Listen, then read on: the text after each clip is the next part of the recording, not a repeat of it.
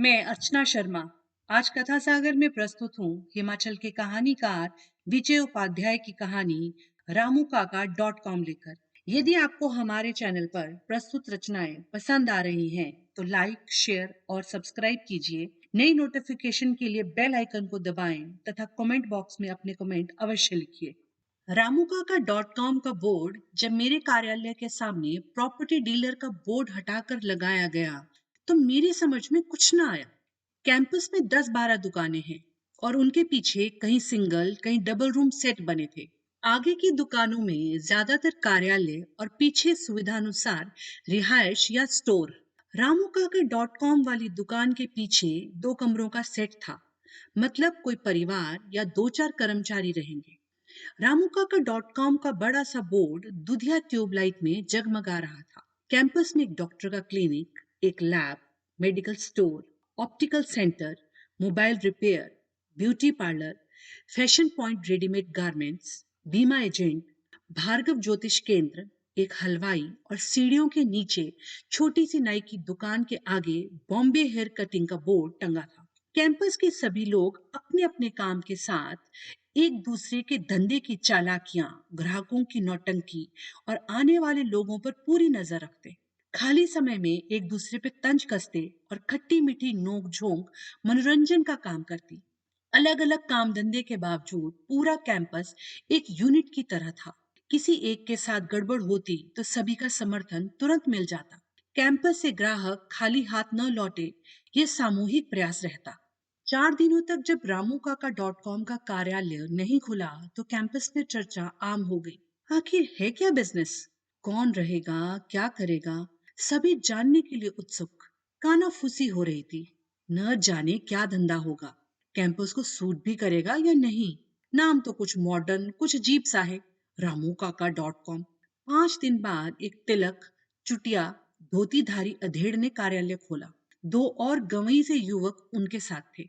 मेरा बीमे का काम सुबह के समय कम रहता है। हाथ में नए वर्ष का कैलेंडर उठाए मैंने उनके कार्यालय में दस्तक दी। उन्होंने तुरंत अभिवादन करते हुए स्वागतम की मुद्रा में हाथ जोड़े। मैंने संक्षेप में अपना परिचय दिया और हाथ में पकड़ा बीमा निगम का कैलेंडर आगे बढ़ा दिया। कामकाज तो उनके पास भी न था, न कोई ग्राहक। मैंने अंदर झांक कर देखा, कोई सामान न था। कार्यालय में कुछ ही चीजें नजर आईं। एक लैंडलाइन जैसे हैंडसेट वाला टेलीफोन, दूसरा दीवार पे टंगा 14 इंच वाला रंगीन टीवी तथा तिवारी की गोद में रखा लैपटॉप, 4-6 कुर्सियां और वाटर कूलर के ऊपर औंधा धरा गिलास। मैंने पूछा, भाई साहब कब कर रहे हो श्री गणेश? अरे वो तो हो गया, बैठ गए ना गद्दी पर, अब देखते हैं क्या होता है। माल कब आ रहा है? मैंने उत्सुकतावश पूछा। माल थोड़े न बेचेंगे, तो खरीद करोगे?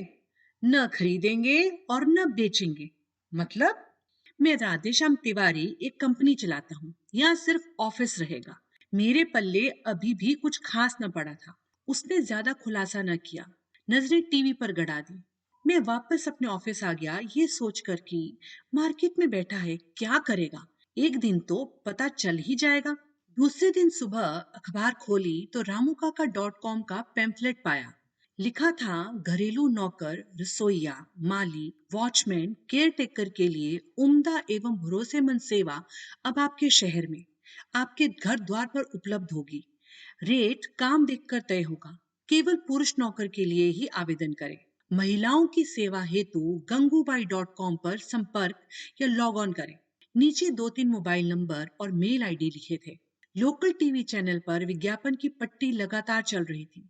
उचित दामों पर प्रशिक्षित घरेलू नौकर, रसोइया, माली, वॉचमैन, केयर टेकर के लिए संपर्क करें। ramukaका.com, स्वामी हरिगिरी कॉम्प्लेक्स।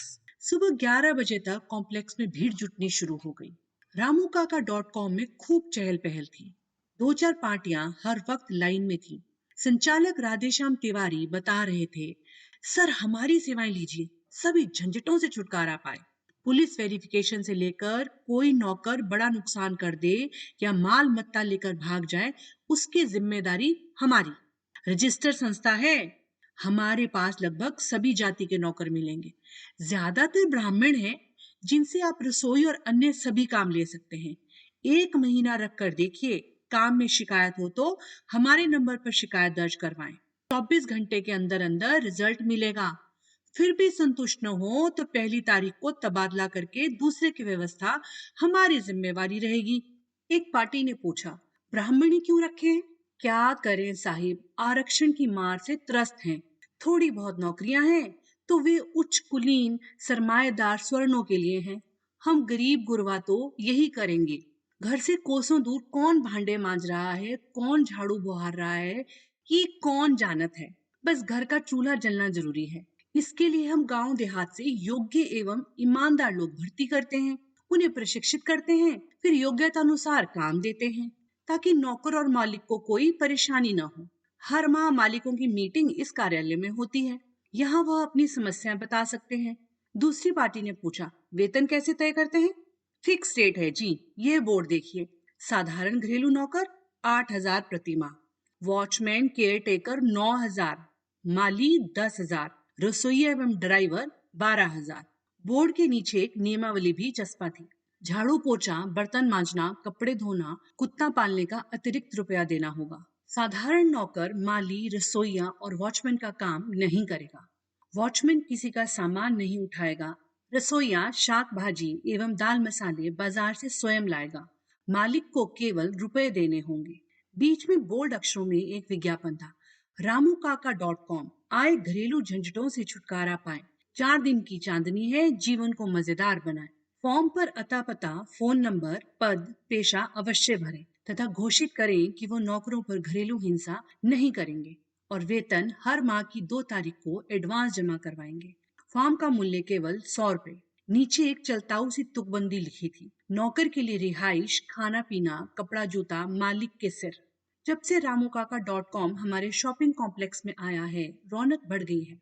चाय समोसे वाले की तो पौ 12 हो गई।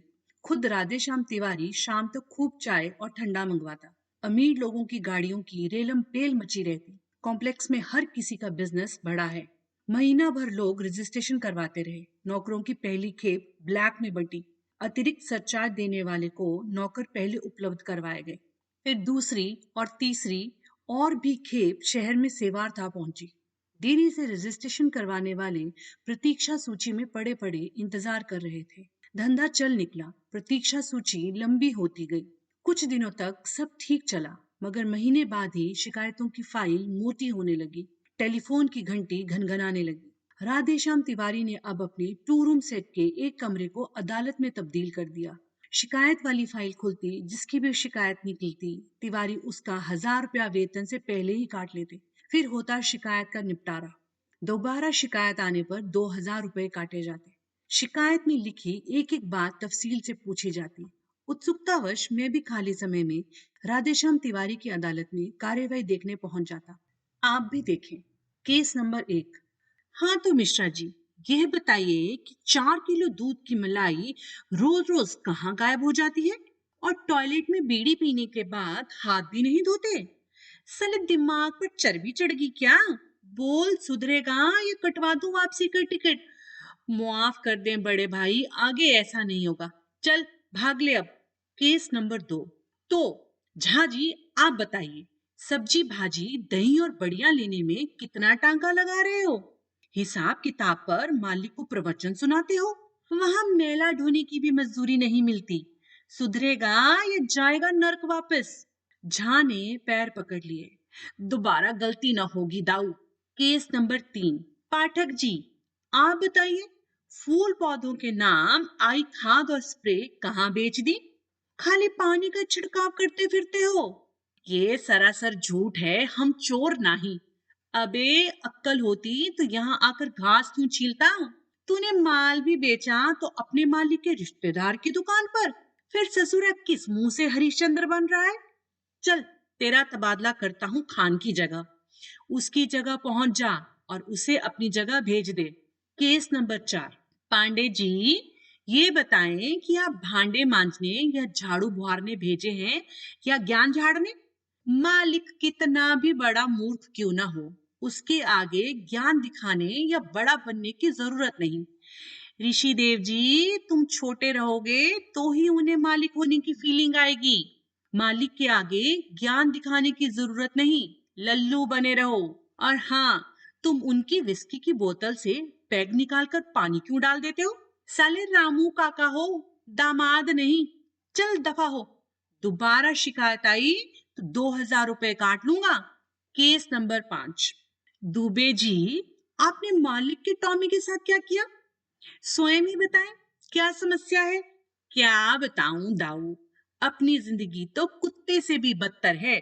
शैम्पू से नहाना, गाड़ी में जाना, दिन को साथ घुमाते हैं तो रात को साथ सुलाते हैं। हगने मूतने मैं ले जाता हूँ और काटने भी मुझे ही दौड़ता है। ये देखिए मेरी टांग, साले ने कितनी बार नोच ली। मालिक कहता है टीके लगवाए, कुछ ना होगा। दी मैंने भांग की गोली। अपनी ही पूंछ को पकड़ने के लिए 3 दिन गोल गोल घूमता रहा, तब जाकर राम नाम सत्य हुआ।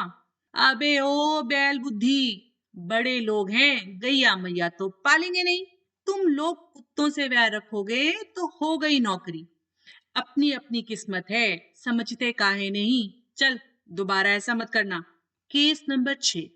दुबे जी, तुम बताओ, मालकिन के सिर मालिश करते करते तबीयत बिगड़ गई कि इधर उधर हाथ मारने लग पड़े? शुक्र है मालिक ने तुझे 4 जूते मारकर छोड़ दिया, गोली नहीं मारी। तेरे बच्चे सारी उम्र जूते गांठते रहते। हम तो रोज ही अच्छे से मालिश करते रहे दाऊ, मालकिन कई बार इनाम भी दिए रहे। अब मालिक ने देख लिया तो हम क्या करें? मालकिन तो कुछ ना कहे दाऊ। अबे अक्कल के अंधे, मालिश वाली छोड़।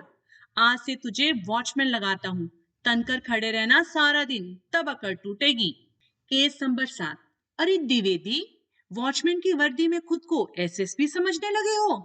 क्या जरूरत है सोसाइटी की महिलाओं के बैग की तलाशी लेने की? क्या ताक झांक कर रहा था बैग में? साले तेरी किस्मत ठीक रही कि 4-6 जूते मारकर छोड़ दिया, अन्यथा खाल खींचकर भूस भरवाकर सोसाइटी के गेट पर खड़ा कर देते। बोल कहाँ भेजे? Case number 8। केयर टेकर महाराज चौबे जी, तुम बताओ, कर्नल साहब की कोठी को रेस्ट हाउस बना डाला, सारे शहर के जुआरी और शराबियों का अड्डा बना रखा है, और फिर सफाई भी नहीं रखते। शुक्र मना कि उनकी बेटी याद हम की। कर्नल साहब पधारे होते तो तुम नरक सिधारे होते। कल से माया सोसाइटी चले जाओ। तनकर 12 घंटे खड़ा रहेगा तो सारी होशियारी चली जाएगी। शाम को ऑफिस से निकलने लगा तो तिवारी ने आवाज दी, बाबू साहेब, आज रुको हमारे पास, पार्टी करेंगे। 2 बड़े पैक नींद ही कटकने के बाद राधेश्याम तिवारी खुद ही बोले, लगता है रामूकाका.com बंद ही करनी पड़ेगी। मैंने पूछा क्यों? अच्छी भली तो चल रही है, पैसा भी खूब कमा रहे हो। पैसा तो है, मगर ये सब किसी दिन मरवा देंगे। मैं समझा नहीं। बाबूजी, ये जितने भी दुबे, पांडे, मिश्र, झा, तिवारी है ना, सब मिले जुले बिहारी हैं, किसी काम के नहीं। वहां 2 दिन की मजदूरी के लिए तरसते हैं, या अच्छा खाते पीते ही इनके दिमाग पर चर्बी चढ़ जाती है। पंडित बनाकर धोती टीके लगवाए, मगर इनके काम वही रहे। अब जब हकीकत पता चलेगी तो यही बड़े लोग गन्ने की तरह पेल कर रख देंगे मुझे। बाहर जाकर मजदूरी भी करें तो हाड़ तोड़ मेहनत के बाद भी पल्ले कुछ नहीं पड़ता। रोटी पानी और किराए भाड़े में ही खत्म हो जाते हैं। सिगरेट का लंबा कश खींचते हुए बोले, पहले गंगूबाई.com पीटी। मतलब? अरे यार, वही घगरिया पलटन। और अब ये है सब, शमशान घाट तक पहुंचा कर रहेंगे। तो दोस्तों, इसी के साथ ये कहानी यही समाप्त हुई। मिलते हैं जल्दी नई कहानी के साथ। धन्यवाद।